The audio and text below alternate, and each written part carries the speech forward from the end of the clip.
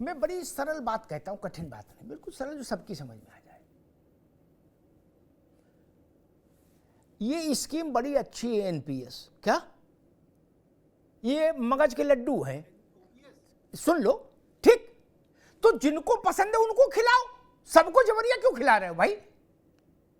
मैं कह रहा हूं जिन भी लोगों ने एनपीएस लागू की, मैं अटल जी तक कहां जाऊं, मुद्दत हो गई।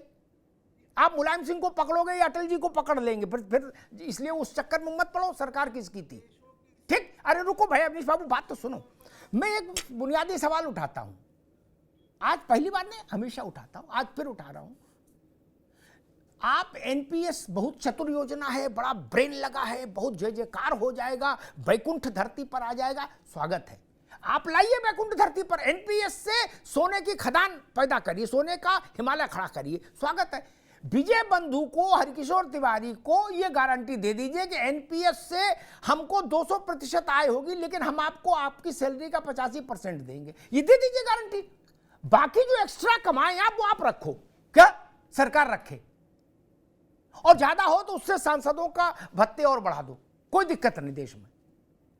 ये तो इतनी कह रहे कि 50% की गारंटी ले लो। और ये बात आप हाई कोर्ट और सुप्रीम कोर्ट के जजों को नहीं समझा पाए अवनीश जी, जो दुनिया का फैसला करते हैं, उनसे ज्यादा दिमाग वित्त सचिव के पास तो नहीं है, ना कार्मिक सचिव के पास है। क्या सबके दिमाग का लेवल अपना अपना अलग अलग। अरे भाई सुन तो ले, अरे लेवल मतलब नहीं है, मुख्यमंत्री हो, प्रधानमंत्री हो, सबका इजलास अदालती है ना मित्र। आप बाबू की बात कर रहे हो, उनको क्यों नहीं समझा दिया कि जज साहब ये एनपीएस बिल्कुल समझ लीजिए कि कौस्तुभ मणि है, क्या उनको तो समझ नहीं आया। और सब सरकारों ने कहा कि ठीक है भाई जजेस को पुराने में रखेंगे।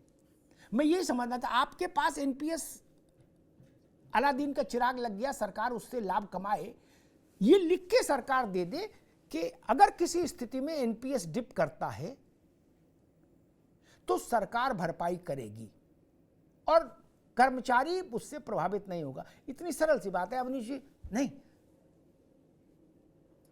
देखिए, कोई योजना शुरू की गई और योजना का इम्प्लीमेंटेशन अगर गलत हो गया तो निश्चित तौर पर इस योजना में खामियां ही खामियां आपको नजर आती हैं। और मुझे ऐसा लगता है कि जब ये इम्प्लीमेंट हुई और उसके बाद जब उसमें खामियां, इतनी सारी खामियां दिख गई, तो जब तक हम उसको बिल्कुल ठीक करके नहीं दिखा पाएंगे लोगों को, चाहे हमारे कर्मचारी भाई बंधु हो, चाहे वो कोई बंधु हो, जब तक हम उसको ठीक करके नहीं दिखा पाएंगे तब तक वो ऐसे ही अनरेस्ट बना रहेगा। और मैं तो ये कहता हूं कि जैसे जिन प्रदेशों में कांग्रेस की सरकार बन गई, उन्होंने कहा हमने ओपीएस लागू कर दिया। ओपीएस लागू करने के बाद उनकी स्थिति ये बन रही है, उनकी स्थिति ये बनती हुई नजर आ रही है कि वो वर्तमान का वेतनमान भी नहीं दे पा रहे हैं। 7th पे कमीशन देने के बाद हम आज उत्तर प्रदेश में 8वें पे कमीशन की बात कर रहे हैं कि हाँ आगे चल के 8वां पे कमीशन आएगा, और पश्चिम बंगाल में अभी 5th के पे कमीशन पे ही कर्मचारी काम कर रहा है। तो ऐसी बहुत सारे विषय हैं। मुझे लगता है आपका दर्द भी ठीक है, मेरा दर्द भी यही है कि हमारे विजय जी और सब लोग संतुष्ट रहें, सरकार की नीतियों से संतुष्ट रहें। हरकिशोर जी को ऐसा लगना चाहिए कि सरकार उनके लिए काम कर रही है, और निश्चित तौर पर सरकार कर्मचारियों के भले के लिए काम करती है। ऐसी कोई सरकार नहीं होती जो चाहे कि हमारे अपने लोग, उनका भला ना हो पाए। हम लोग भी इन्हीं के साथ हैं। लेकिन निश्चित तौर पर ये जो योजना एक बनी थी, पूरी चर्चा करने के बाद योजना बनी थी, सभी प्रदेशों ने इस योजना को अंगीकृत किया था, और उत्तर प्रदेश को नहीं करना था तो मुलायम सिंह जी की सरकार थी उस समय, नहीं करते, जैसे पश्चिम बंगाल ने अभी तक नहीं किया है। तो और जब किया ही था तो उस योजना को पूरी तरह से अपने यहाँ लागू करते। योजना को आधा अधूरा लागू करने के बाद आपको लगा कि यार अवनीश जी रुकिए, उपयोग कर लें। मैं अब विजय बंधु के पास आऊं, उससे पहले एक बात कहूंगा। मैं ऐसे तर्कों से बड़ा खिन्न हो जाता हूं। 2 दशक हो गए अभी तक योजना गोदी में ही है, बोले इसका क्रियान्वयन ठीक कर रहे हैं। गजब बात करते हो यार, ऐसे मिस्त्री को तो निकाल ही देना चाहिए जो 3 दिन से फ्यूज ठीक कर रहा, फ्यूज ही नहीं जोड़ पा रहा, कर अब इसमें तार गलत लग गया। क्या बात है?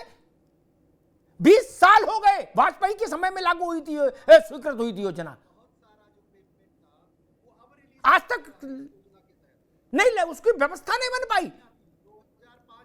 ये तर्क दिया जा रहा है कि इसमें कुछ लोचा है, वो लोचा ठीक कर रहे हैं। भाई साहब, लोचे वाली चीज क्यों? दूसरी बात मैं कहता हूं,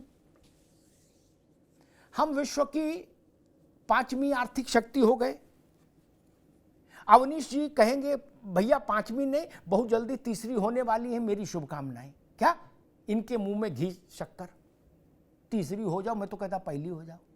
जब हम भारत विश्व की किसी अर्थव्यवस्था में नहीं थे, हमारी गिनती किसी अर्थव्यवस्था में नहीं थी, व्यवस्था ही नहीं थी, तो अर्थव्यवस्था कहां से सुधरे?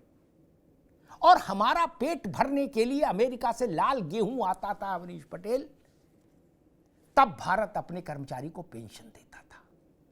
अब हम तीसरी अर्थव्यवस्था हो गए, कोई कह रहा पहली हो गए, कोई कह रहा ऐसा हो गया वैसा हो गया, तब हम कह रहे भाई हमारे पास पैसे नहीं, कहां से देंगे तुमको?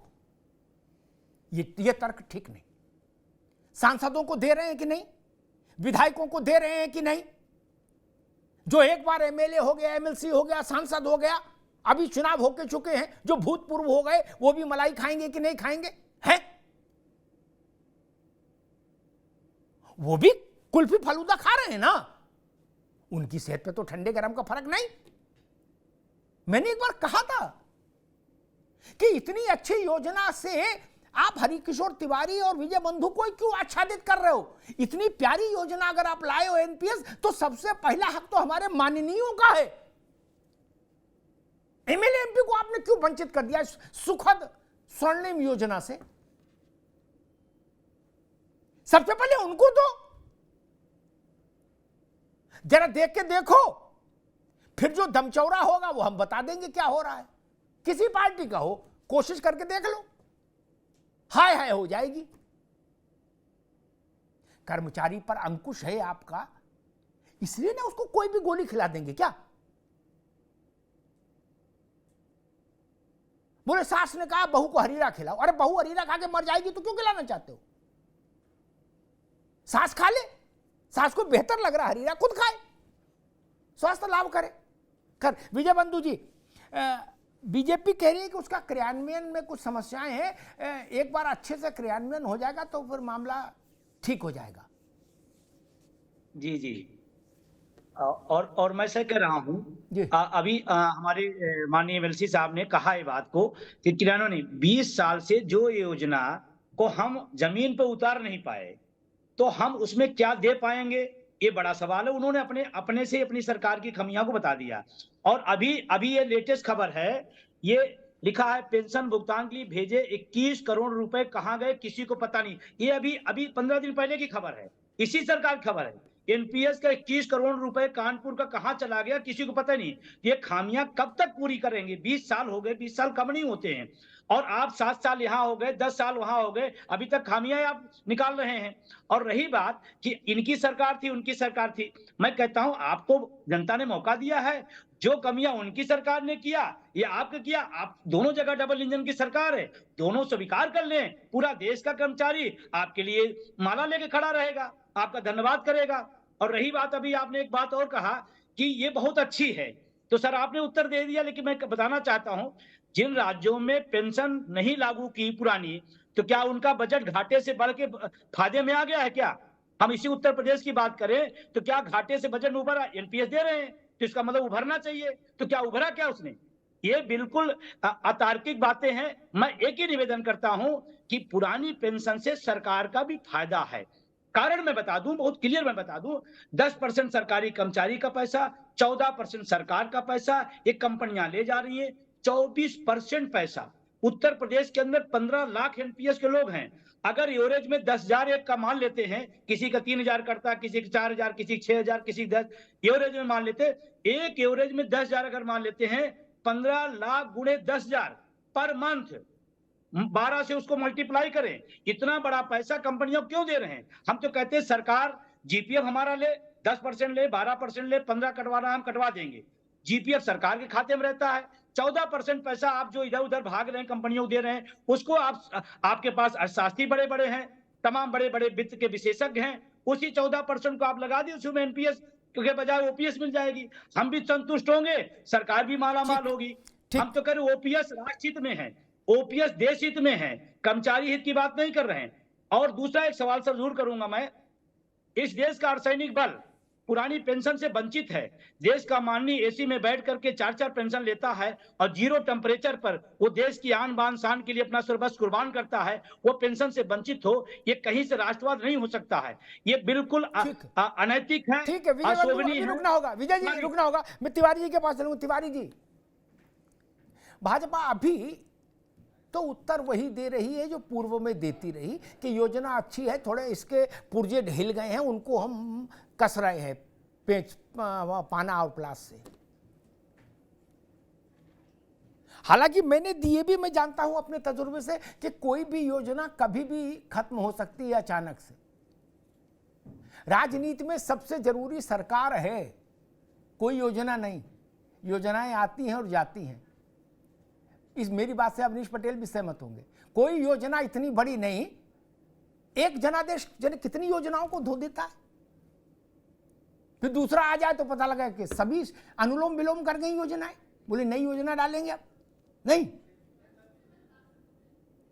तब अर्थशास्त्रियों की बात कौन सुनता है?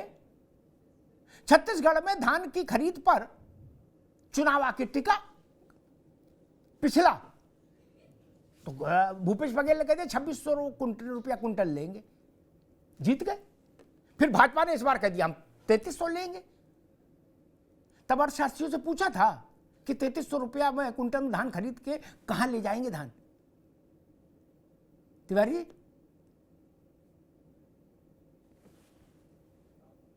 सरकार का विषय हो सकता है, लेकिन ये विषय हमारे व्यवस्था का भी है। हम लोगों को भी आप देखिए, लखनऊ में बड़े बड़े कार्यालय मिले हुए हैं, मान्यता प्राप्त है, हम लोग तमाम सारे संगठन बनाए जाते हैं और चीफ सेक्रेटरी स्तर पे बैठ के हर 3 महीने में होती है।